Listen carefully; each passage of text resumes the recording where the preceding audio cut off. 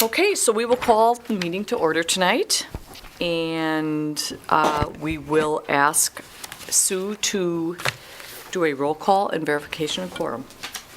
Ms. Baker? Here. Ms. Bailey? Here. Mr. Eagle? Here.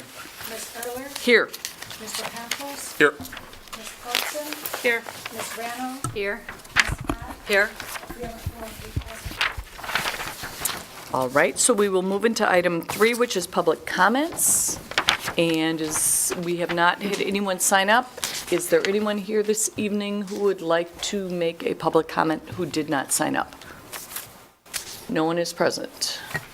If I may, I have a email from Sam Levin. It's been past practice of the board to read emails in open session or in a public forum for those requesting via email.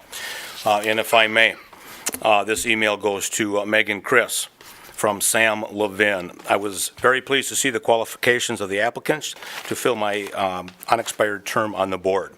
You have a vast amount of experience to choose from. After carefully reading through all the applicants for whatever it would mean, I would like you to know that I have come to support Robert Stanky. My reasons for this is that I believe that we need varying points of view on the school board. I believe that Mr. Stanky's viewpoints come closest to the views that I would have liked to see on the school board. That is all I have. Okay, moving into item 4, presentations. Update on district events. Is there anything you want to update? This is all we have right now. I think this is plenty for this evening. I think so, too. All right, so we will move into item 5A, which is filling the board vacancy. And I want to just express my incredible thankfulness for all of you being willing to put your name in and being willing to be considered for this position. I mean, as all of us as a board know,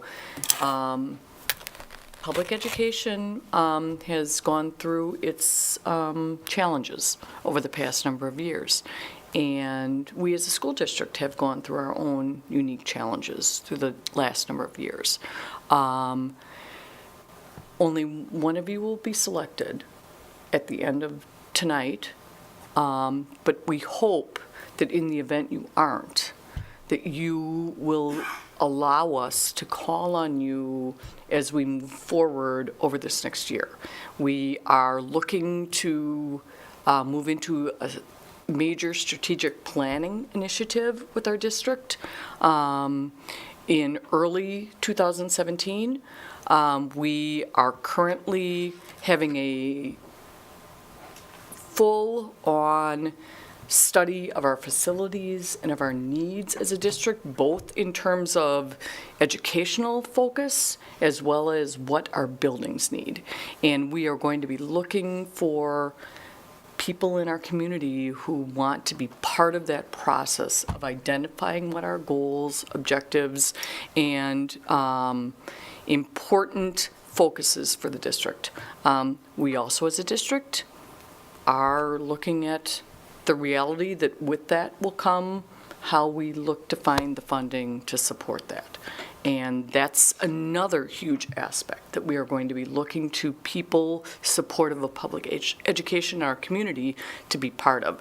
So what I'm saying tonight is one of you will be selected this evening, but the hope is that all of you will be willing to stay connected with us as we move forward to create the school district that we want both for now and for the future in Stevens Point. So with that, I'll turn it over to Craig. He's going to talk to you about the kind of the process that we're going through this evening. Thank you, Meg. First, I will echo what Meg just said. As of last week, Thursday, maybe Wednesday, Thursday, we didn't have a candidate. So I got a little bit nervous, and then all of a sudden we have 7 candidates. So that's a great problem that we have. Obviously, I went over all the qualifications of our candidates, and as Meg stated, we have a good problem tonight. Very, very impressed, and thank you for coming here, and quite frankly, putting your neck out on the line a little bit. It's fortunate for us. We're going to have a great board member at the end of the night. Unfortunately, we only get to select one person. That said, I'm going to go over the process this evening. Subject to School Board Policy 133, candidates will be given an opportunity to make a statement. Such statements will be reflected in the 4 questions that were given to candidates prior to the meeting. The order of the responses by the candidates have been randomly selected prior to this meeting. Literally, Sue and I, earlier this afternoon, we drew names out of a hat as we selected the approach to who would answer what questions in what order. Upon completion of the questions, the school board may ask questions of clarification. I ask that the board wait until all candidates have answered all 4 questions. At that time, I will ask the board if they have any questions that they would like clarified. At the end of the questions, the candidates will be asked to sit back down with the audience, and the school board members will move to their regular seats. I will join the board at the table. At that time, the board president will announce discussion of the candidates. That'll be an opportunity for the school board to discuss their thoughts regarding the interview from the candidates. Upon completion of that discussion, the school board will vote on signed ballots. Sue has prepared ballots with all of the candidates' names on them. The candidate with the majority of the vote will be appointed. If a candidate gets a minimum of 5 votes the first time we vote, then that particular candidate will be appointed. If not, if there's not a candidate with a majority vote, the board will consider the top 2 candidates by writing the candidate on the signed ballot. You'll see when you get the ballots, the board members, all 7 candidates are on there. If we go to another vote, you then will write the name of one of the top 2 vote getters, and we will continue that process this evening, hopefully until we get resolve of a majority vote. In the event we don't, I will give it an appropriate amount of time and may then recommend we postpone it till next week. The board president will announce the candidate when we're done, and the oath of appointment will take place before the December 12th school board meeting. That will take place here. Are there any questions of the candidates? Questions of the board? Craig, if a board member needs or would like clarification once a question is presented and an answer is given, how would you like them to proceed? When we complete all of the questions, so I'm asking you as a board member, if you got a question, jot it down. Okay. And when we're done with all of the questions, then I'll ask the board, is there a board member that has a question of clarification? Okay. That was one of our candidates. Mike didn't think he was going to make it. He was out of town, and he did, so come on. Awesome. Welcome time. Who do you have? Who is it? There you go, sir. So our intention is that every question that's asked is asked of all candidates. And that when there's 1 or 2 candidates, it makes sense to have them respond to all the questions at one time, but because we have so many candidates, the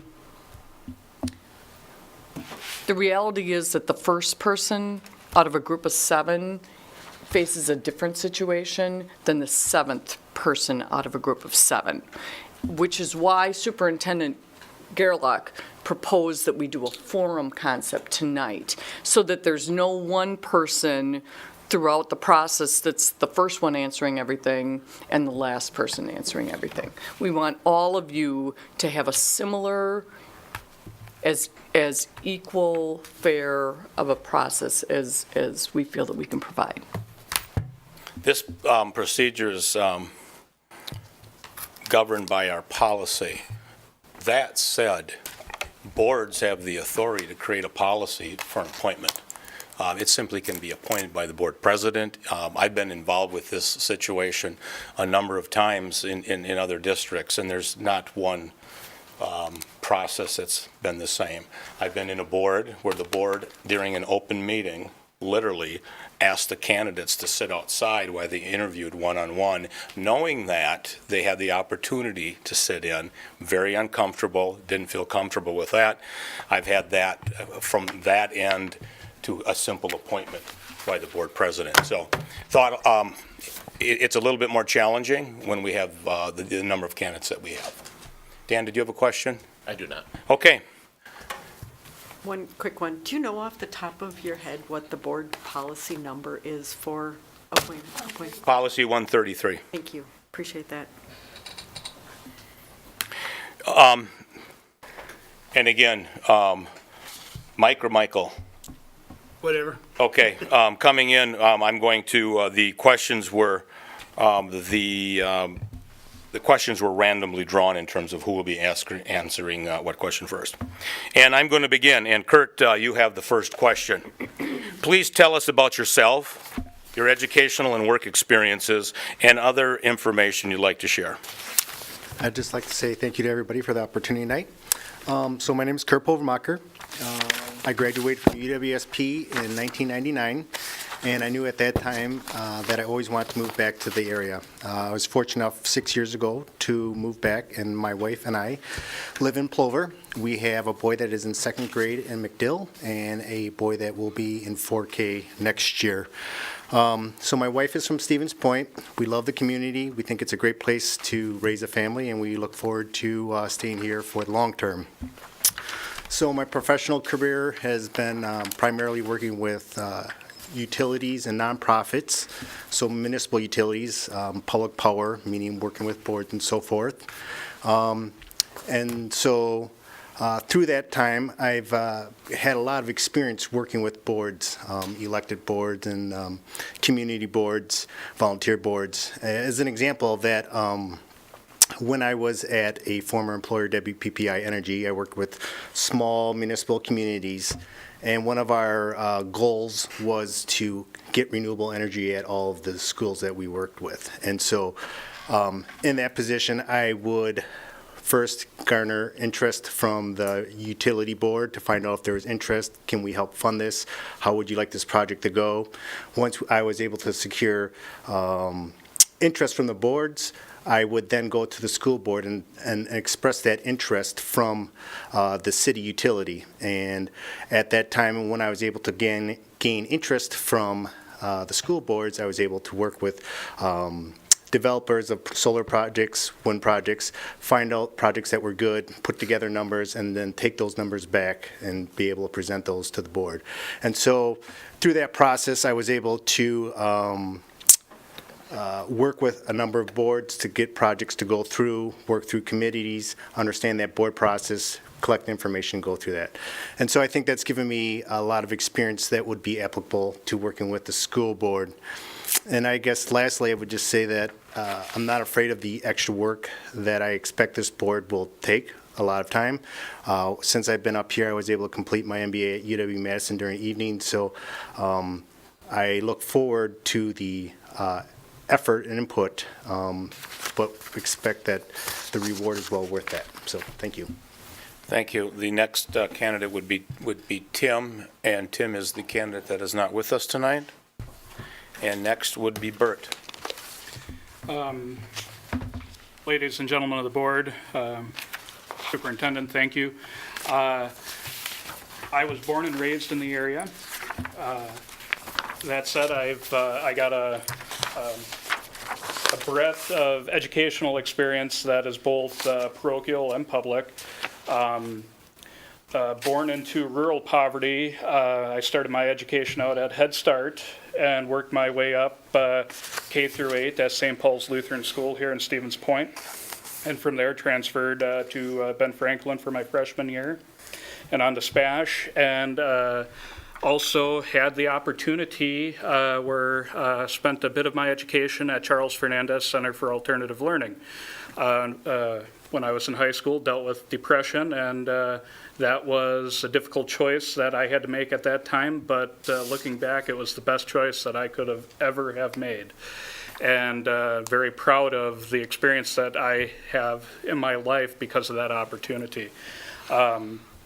From there, went to Concordia University, Wisconsin, where I studied both theology and political science. Had the opportunity to have an internship at Alliant Energy in both public and government affairs. And on more of a vocational aspects of my life, I have spent a good chunk of my adult life being caretakers to my grandparents as well as my parents. Their health has not always been the greatest, and always found it to be a good thing of service to do that. I wouldn't be the person I am today without counting that part of my life and taking that into an account. My experience that deals with working on boards and so forth, I can tell you that my civic experience goes back to before I could read and write. My grandfather served on the county board and town of Plover board for 34 years each. And I can remember going to my first county board meeting at about 4 years old before I can read and write. And that lives with me to this day. And I look to him when I, sit, in these types of situations. Recently, I have been working with both the city of Stevens Point as well as Portage County to adopt, and the city has adopted, and the county is in the process now of adopting language into its public policy for protections for public employees who are either gender nonconforming or have a gender expression that might face a significant form of discrimination in the workplace. And I'm very proud of that work that I have done. So, and that's just a little bit about myself. Yep. Thank you, Bert. Next is Mike Wade. Well, good evening, and thank you for the opportunity to speak with you tonight. My name is Mike Wade. My family and I have been here in Stevens Point for about 3 years. Moved up here in 2013 when I took the CEO position at Central Wisconsin Electric Cooperative. We're located in Rothschild. We're a small distribution electric co-op, but I live in Stevens Point. I commute to Rothschild each day. I have 2 children. My son is a graduate of SPASH. He is a second-year engineering student at UW-Madison. So all of my money right now is going to the bursar's office in UW-Madison. My daughter, when we moved here, was at PJ Jacobs, and this is her first year at SPASH as a sophomore. We enjoy living here in Wisconsin. We call this our home, but I am born and raised in Texas. I have a degree in mathematics from Texas Tech University. But if you saw me help my daughter with her geometry homework each night, you'd realize I've forgotten most of the math that I learned all those years ago. But it's a real pleasure for us to be in Wisconsin. Thank you. Next is Mike Fink. Thanks for allowing me the opportunity to be here tonight. I'm fighting a little bit of bronchitis and cold, so bear with me. Been in public service here now for about the last 15 years. Been in Wisconsin Department of Corrections, Portage County Sheriff's Office. I'm a lifelong resident of Stevens Point. My wife is a lifelong resident of Stevens Point. Both my children attend school here. My daughter's in ninth grade at PJ's. It's her 15th birthday today. My son is in fourth grade at Washington School. I attended Washington School, Jefferson School for kindergarten, and finished up at Washington. The school had been open for 4 years at that time when I first got scheduled there. PJ Jacobs and SPASH, so I don't have the college education. I've got some, but all my education that I've gleaned is through this district. The teachers that I learned from and appreciated all were top-notch educators in this community. As far as board experience, I don't have any board experience. I do have a couple different panels that I sit on at the prison, at Portage. I commute to Portage every day. Admin team, I'm an administrator. I also sit on that multidisciplinary team, meetings every week as well. So as far as that goes, I've been a sergeant on an educational complex at the Department of Corrections. Helps with programming and the educational needs of each of the individuals that are remanded to the prison system in Wisconsin. That's pretty much about it. I am a 10-year Army veteran as well. Thank you. Shani left. Shawnee, yes, thank you. Shani, Not a problem. Thanks for having me here. So a little bit about myself. I am a professor of religious studies in the Department of Philosophy. I'm currently the chair of the department. My son and my daughter have gone to Jefferson. My daughter's still at Jefferson, and my son is at P.J. Jacobs. I've been really happy with their school experience. I saw an opportunity to this opportunity to learn more about the public education and what the board does. I've been impressed with the quality of education, but I've had some concerns about public perception about the kind of work that the board does, and I thought sort of unfair criticism. And so this seemed like a opportunity to step up and to take part. And what I would hope to see is the wide variety of voices, which is what we see, which I think is great.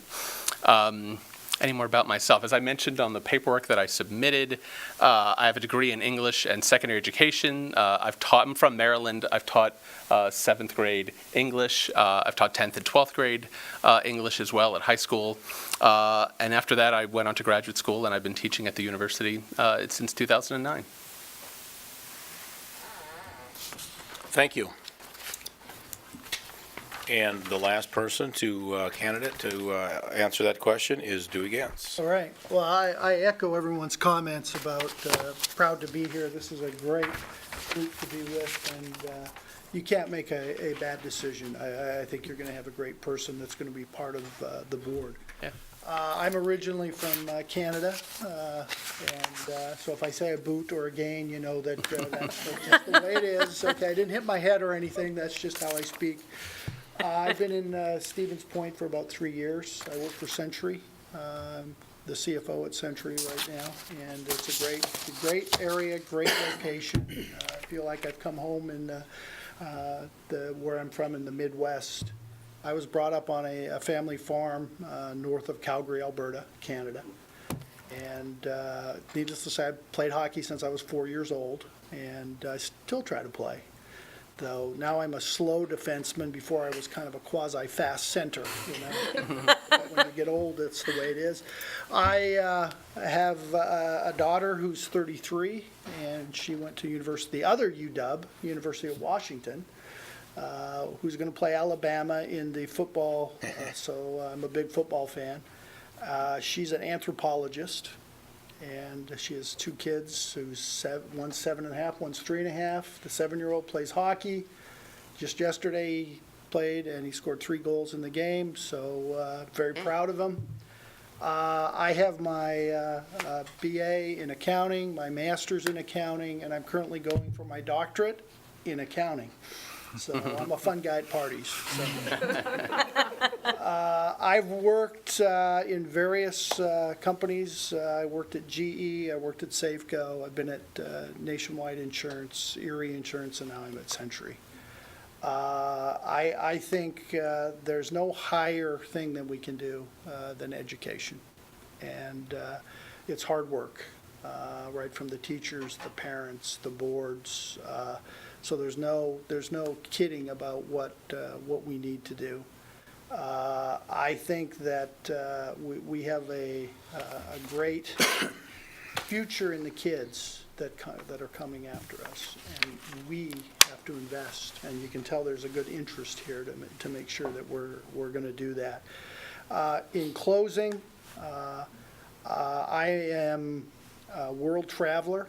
I've been to every place cold, I always tell my wife, okay, because I've played hockey pretty much everywhere cold. I've been to Europe, China, India, Japan, and I've been to 48 of the 50 states. I have South Carolina and Hawaii left, and my goal over the next year is to go to South Carolina, which is bizarre. I've never been. I've been all the way around it, but never in South Carolina and then Hawaii. So I thank you for the opportunity.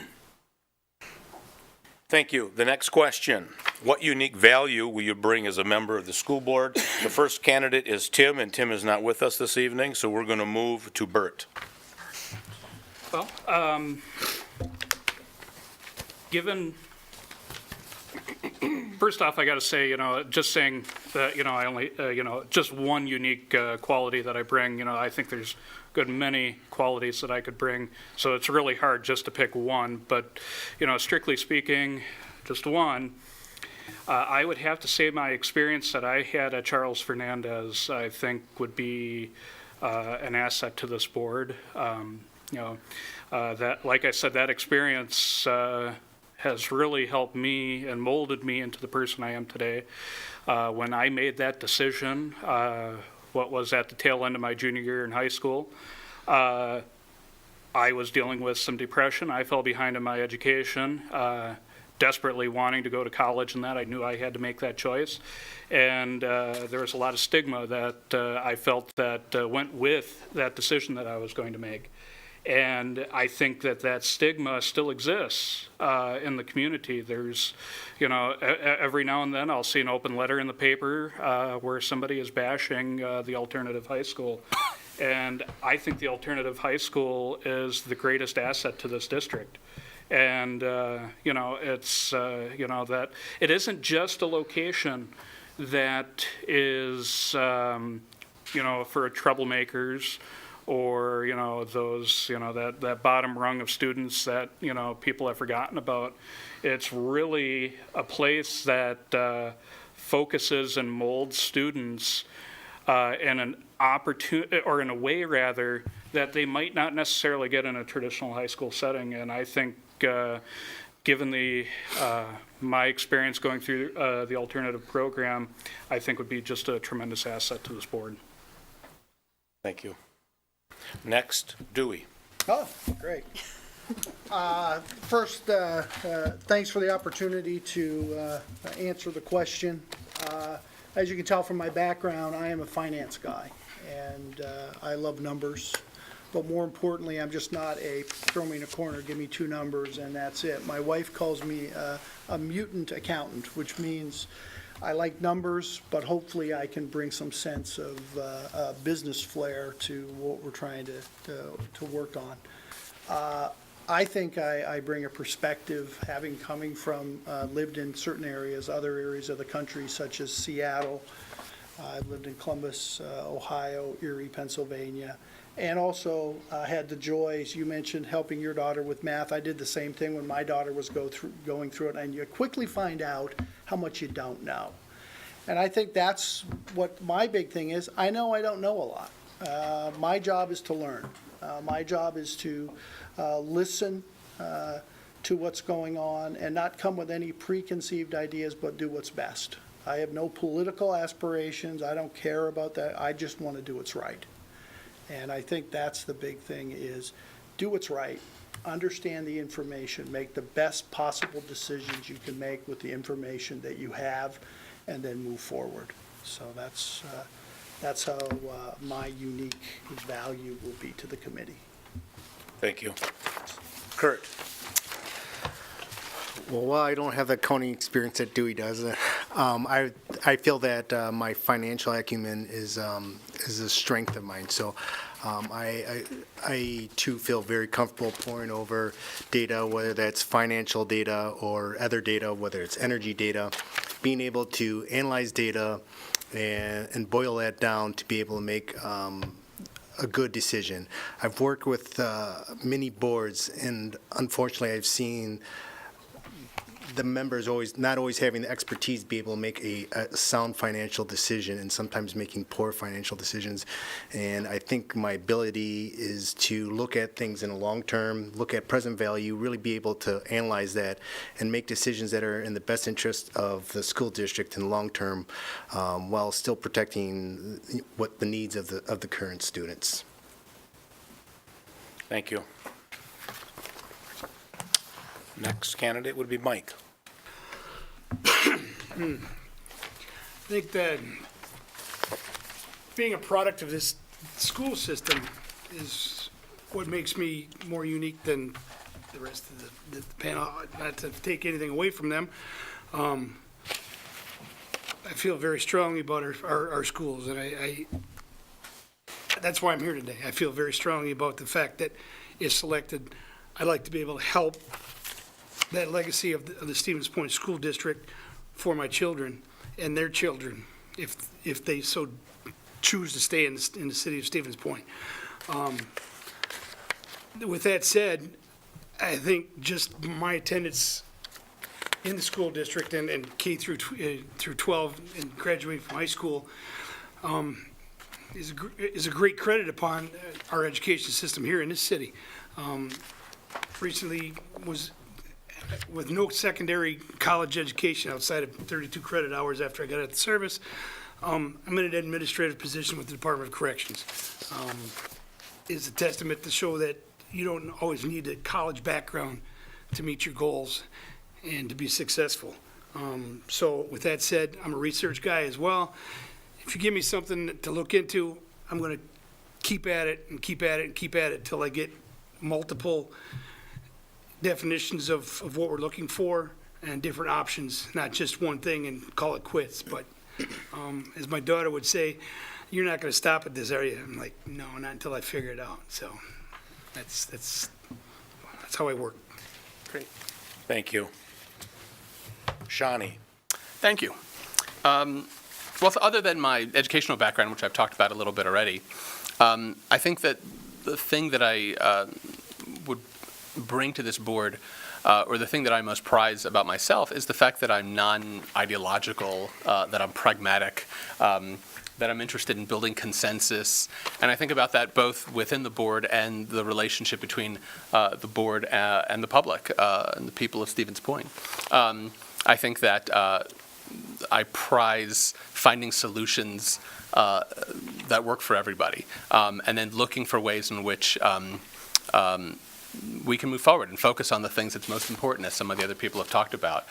Remembering that our job here is for the kids to support the teachers, and that those are the most important things that we're doing. And so that's all I'll say about that. Thanks. Thank you. And the last candidate, Mike Wade. Well, as the CEO of a distribution electric cooperative, I report to a 7-member board of directors. We're a member-owned organization. My members elect board of directors, and they're my boss. And having worked with them for 3 years, I think I have a good understanding of how they view the world and how they should view the business at hand. We hold a board meeting on a monthly basis, probably maybe a little similar to a school board in that they have committees of the board that meet. We have a governance committee, a finance committee that do their work. We go into a regular session and we talk about strategic planning, and we talk about the budget process and budget amendments and the goals that we've set, and possibly policy revisions, bylaw revisions, and those sorts of things. So I think I have a good understanding of the level that the board needs to work at. We don't want them down into the daily business of the organization. So I think I have a good understanding of that. I do serve on a number of other boards, none that are elected, but I've served on boards over the years, so I take that responsibility very seriously. As part of my job, I deal with contracts to some degree. I have 2 bargaining units, labor unions, that I spend some amount of time. In fact, we were just getting through a bargaining session. They're going to take a vote tonight, I believe, and I hope we agree to a contract. But I understand that relationship, that relationship between the needs of the organization and the needs of the employees, which the employees of the organization are our greatest asset. I do spend a certain amount of time doing legislative work. My directors and I will go to Washington, D.C. each year as part of the lobbying effort for all electric co-ops. We will spend a few days in Madison in the spring doing the same thing. talking to our legislators about issues that are very specific to my industry, rural electric industry.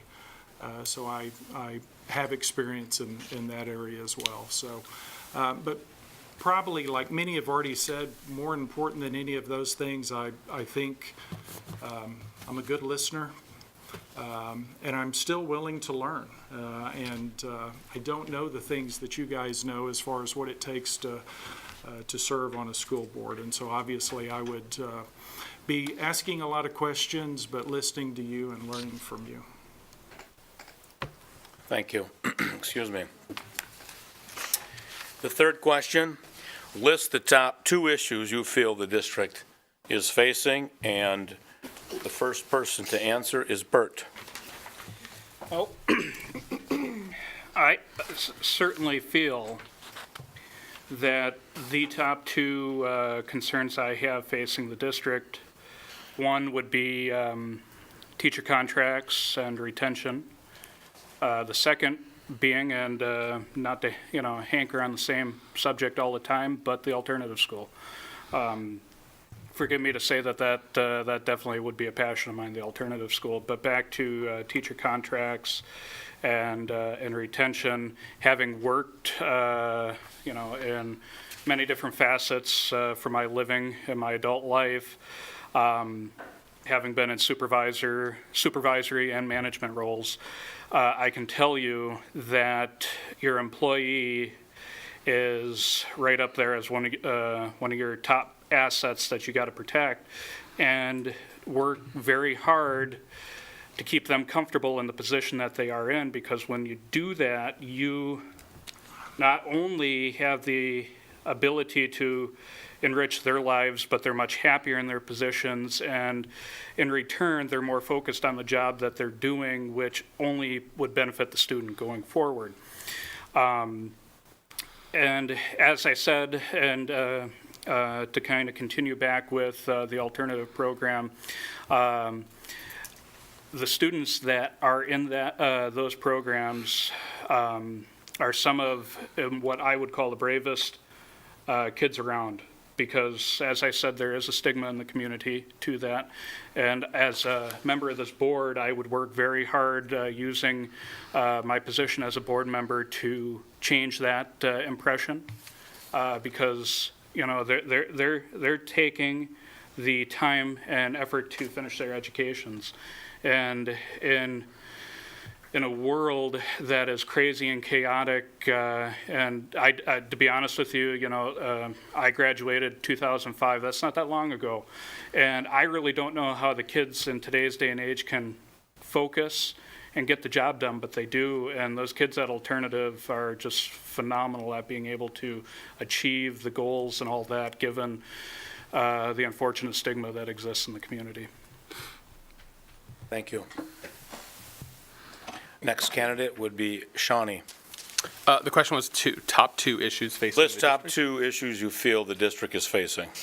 Yeah, something that several other people said that resonates with me is that I'm not currently a member of the board, obviously, and so there are issues that if I were asked this question a month from now, I might have really different answers than my perception outside. But right now, it seems to me that one of the biggest issues I think that's perennially facing the board is, of course, economics, right? And related to salaries, related to building, technology, right? Just the economics of keeping the school system running and faculty salaries.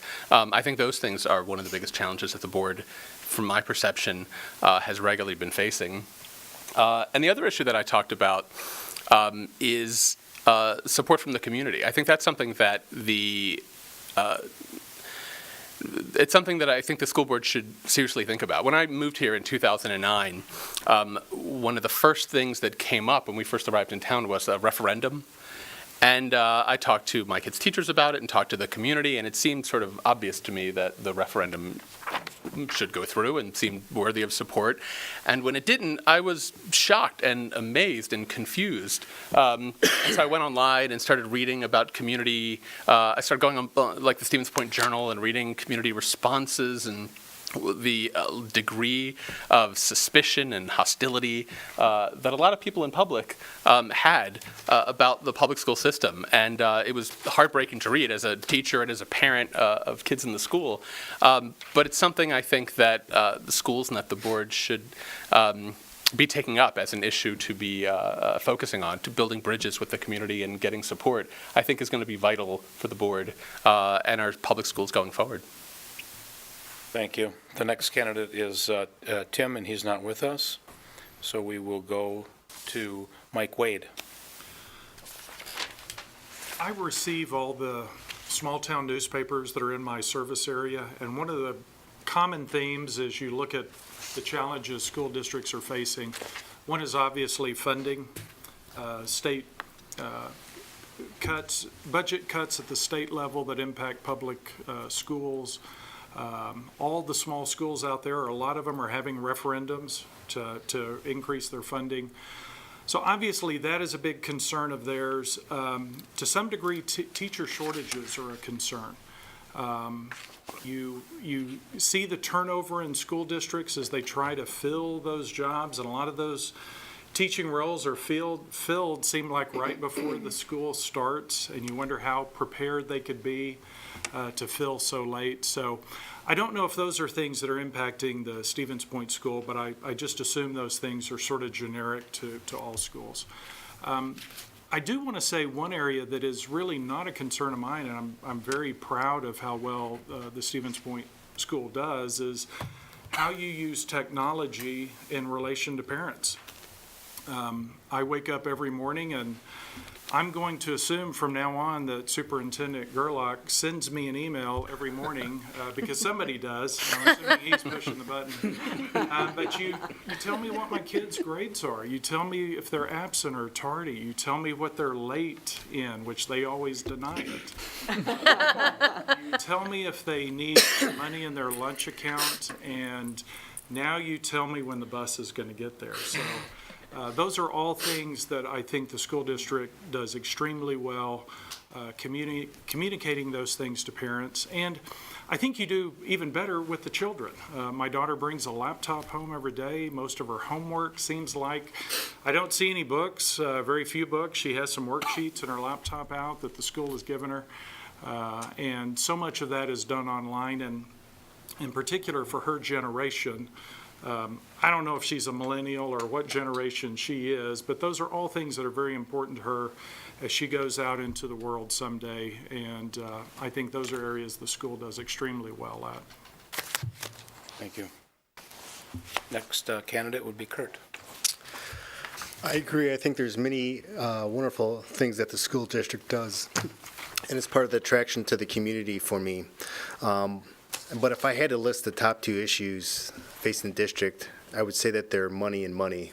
And I don't say that to be flippant.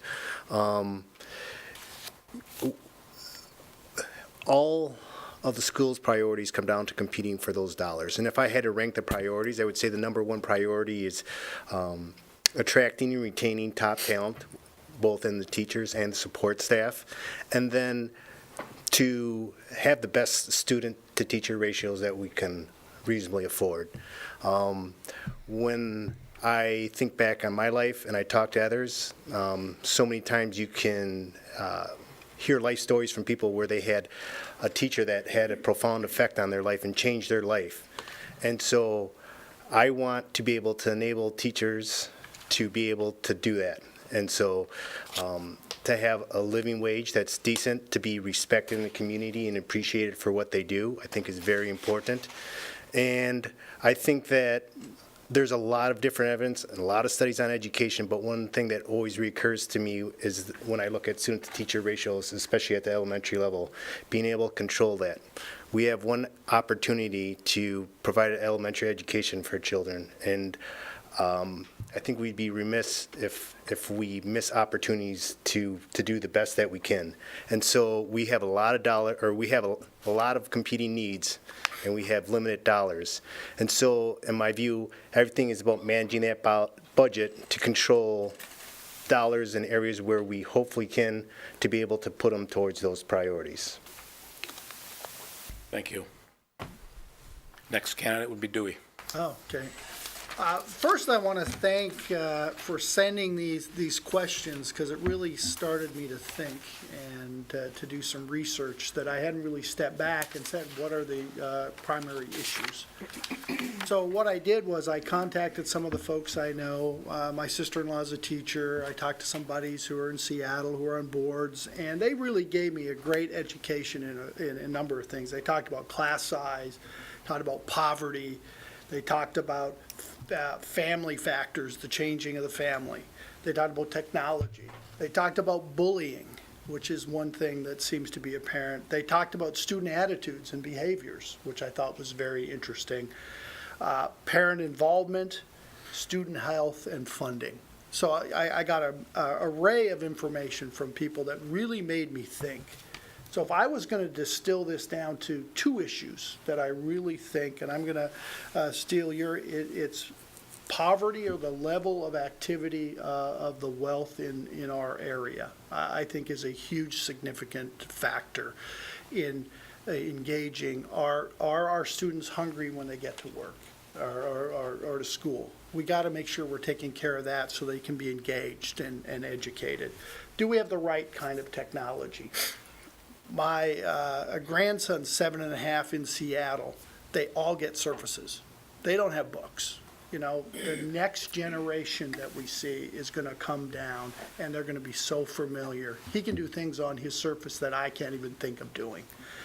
And I think another thing is funding. How can we get the best use of our dollars to make sure that we're providing that next generation, the next leaders, the next presidents, with the right foundation that they can move forward? It's a daunting task. All those are huge issues that we have to face. So, thank you. Thank you. And the last candidate to answer this question would be Mike Fink. We've all heard a lot of stuff about funding, economics, money. What about the kids? What about our students? We haven't, I mean, the alternative education, and Mr. Gantz brought up, are they being fed properly and are they hungry when they come to school? I think we need, the future of our school system and district lies with not only our present students, but the students coming behind them. We need to invest in them. I'll tout this school district till I might take my dying breath, as I'm a product of the entire system from kindergarten through 12th grade. Teachers, there's too many teachers for me to even mention that are stuck in my head that made an impact in my life. So how are we impacting our students? And with that, it goes along with recruitment and retention. Some of you that have been on this board for a few years do know that there's the image and the relationship between the school board and our public is somewhat fractured. That's neither here nor there at this point, but I think one of the biggest things that we all could do is to help heal that image to the public, to our parents, to the students, and be accessible and just try to help project a clearer, more positive image as opposed to what's we've all heard about here in the last couple of years. So, and that's what I truly think are the two of the biggest issues that we have. Thank you. And the last question. If you are appointed to the school board, is it your intention to run for your seat in the April election? And I'm going to ask that question first to Mike Wade. Yes. Kurt. Yes. Bert. Absolutely, yes. Tim is now not here this evening. Shawnee, Yes. Dewey, Absolutely.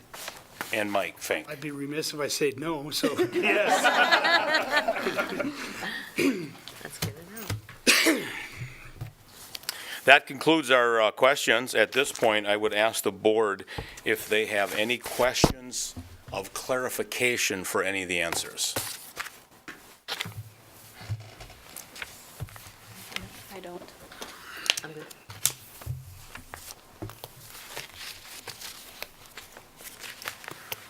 Seeing none, I thank you very much. I can say this, and I may say it again once or twice this evening as we go through this process. I don't vote, and I'm glad I'm not voting tonight, because this is going to be a very difficult decision to make. Thank you so much. If I could ask the candidates to please have a seat in the audience, the board will then begin discussion in the voting process. So I just want to again thank all of you for being willing to put your name in and being willing to make the commitment, because it is a commitment. And you put yourself out there, both from a personal perspective, your personal experiences, but also from the more global perspective of the importance of education. And the fact that you are willing to put your names in not only tonight, but to look forward to the election is wonderful.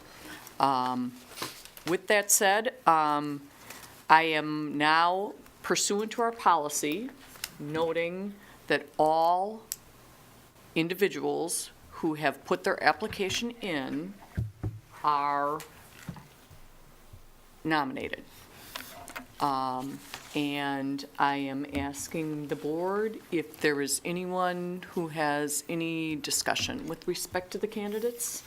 We have that opportunity, and then we will move into vote. So first, Stan. Madam President, not so much a comment on the candidates so much, just as a matter of full disclosure, just as Ms. Baker and I worked together in the county, I also worked with Mr. Fink in the county as well, the sheriff's office.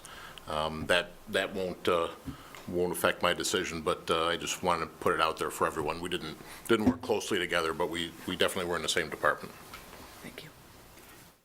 Yes. Dewey Gantz has served on the Business Services Committee. He has been exceptional. We've been very happy to have him, lucky to have his input on many occasions.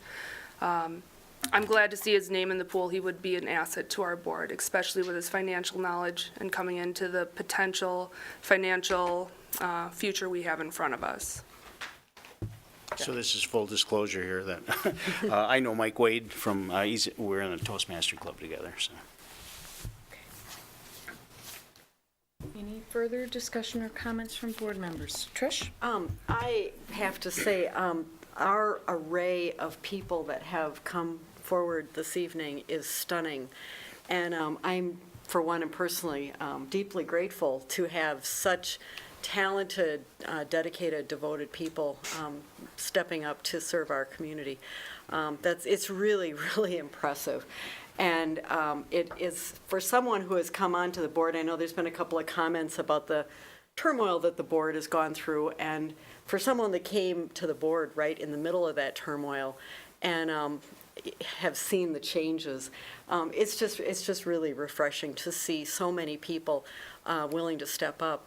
I have to say, I understand that, and I didn't know this until just at the very beginning of the meeting, that Dewey actually serves on the Business Services Committee, and I'm very appreciative of that. That's something that is a real asset for him and an asset for the district to have a community member from Century and a community member of his stature being on the Business Services. That's terrific.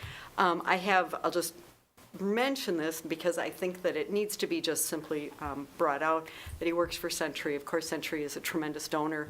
And we receive so much from Century. It's terrific. However, what that would mean is that, of course, he would have to recuse himself from votes that involve Century. Just putting that out there so that we don't forget that. I have to say, I don't know Professor Luft. I've never met him except the other night I heard him speak at the discussion on civil discourse. Very impressive. I really appreciate the fact that he has worn two hats that I think would be useful for the board. Number one, that he used to be an educator, used to be a teacher, It sounds like a public school teacher, and so has that experience. But then in addition to that, now as chair of the philosophy department, has some administrative background and is maybe management, if you will, and so has that perspective as well. And I'm appreciative of that, too. So this is just wonderful to have people with such qualifications coming forward tonight. This is just really heartwarming. So I'll just make one comment. And I say the senior member, I'm not sure if I'm the oldest member, but I probably am. Longest member, definitely the longest member. But I really have to say, this is an amazing group. I am so excited. And I've been through a number of elections, and I have to tell you, I'm so proud to be part of a group that has brought you people here. You have it literally gives me goosebumps to see the potential of any of you being on the board and helping a board for our kids in the community. You have such great philosophies, and I just can't tell you how touching it is. So I'm very, very, it's going to be a hard decision, is what I'm going to say. But I truly feel this board will not lose. And I really am thrilled to death that you will all be putting your names in, and that you've thought about it, and just reading what you've written and listening to what you've said, I know that you really understand how important this is. And the people on this board, from my perspective, really believe that too. This is really important to our community, so it's just very exciting. So because I guess I sometimes get to have the last word, I just want, And you should. I want to thank Craig and Sue. And I want to thank all of you, but I want to thank them for going from not knowing that we would have a candidate on Thursday morning to having 7 candidates on Friday. Absolutely. And for the 2 of them to really look to put together a process that would allow us to really get to know all of you. And that's what I'm the most appreciative of tonight, because I feel that that's what has happened tonight.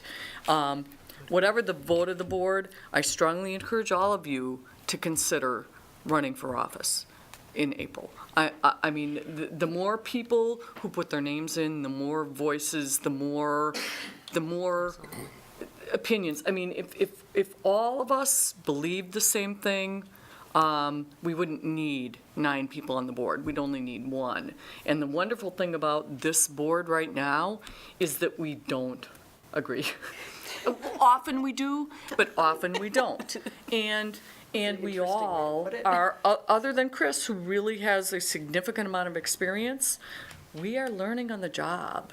And that's what I appreciate from a lot of the responses tonight. And it's why we wanted the questions to go out to all of you ahead of time, because we wanted all of you to be able to really think about these things. But we also wanted to recognize that this is the expert in education, as is our administrative team, as are our principal, as are our teachers, as are our bus drivers and the people who work in our lunchrooms and our maintenance people. I mean, they are experts in their jobs. And we wanted the questions to be getting to know you versus getting to know what you know about what this job is, because you don't know what this job is until you've been in it. And then you might not know. And then you might not know. That's right. That's right. So anyway, again, I thank you very much, all of you, and I think we're ready to vote. Craig, could you remind again what this process is? Clarification. I oversee a group of administrators that are experts within our school district. And although our board may not always agree, I believe when we do agree, that there's a level of respect for one another, and I greatly appreciate that. I'm going to hand out a ballot which all of the candidates' names are on, and you are to check one and only one. We will then, Sue and I will gather the, then you need to sign that. Then Sue and I will gather the ballots, and we will count them up, and then we will have the top, if there's somebody that gets 5 or more, the appointment is over. If not, we'll have the 2 candidates with the most, and of course, that could be more than 2 if there are a number of ties in there. Questions?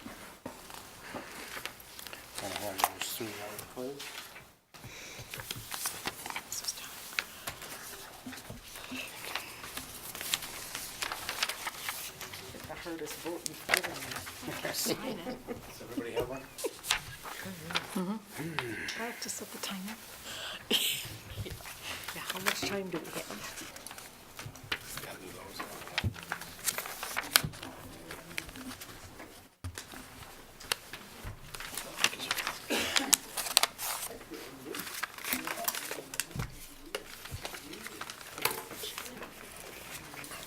I was getting nervous. Your pencil doesn't work. The pencil, I have another one, and I have like 8 pens in my, beside. Doesn't matter.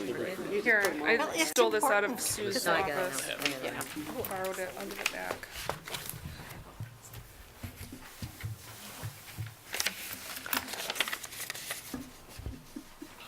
That's a hard job. Can we turn them in already?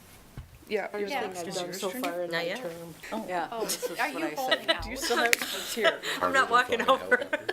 It's my pain when I walk. Just sit in it. Or by second. Huh? You could just put all the names in a hat and pull Yeah, one out, pour it and it in would have been fine. Oh, no, that's the easy way out. That is the easy way. I'm good with that. I'm good with that, man. That's how I do it with my grandbabies. That's a little different. Well, they're pretty. Anticipation.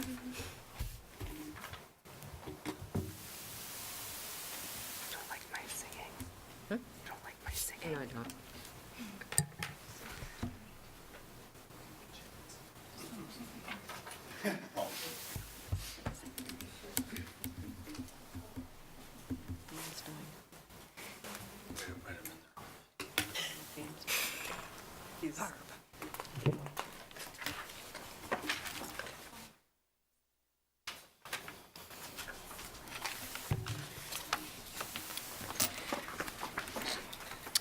So Dewey Gantz has received 6 votes.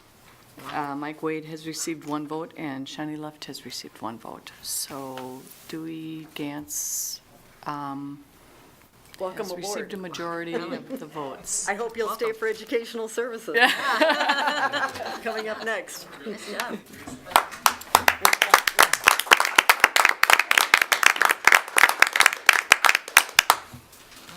So again, I thank all of you, and I strongly encourage you to consider running for election. It will be in December. I also strongly encourage you to consider, if that's not what your choice is going to be, to serve us as we move forward over this next year. And we now have your names. And we have a your- vacancy on- And we have your contacts. And a vacancy on business services. Yes, yes, and we have a vacancy on business services. So that will be something that will be advertised fairly soon. But we are going to be getting long-range strategic planning.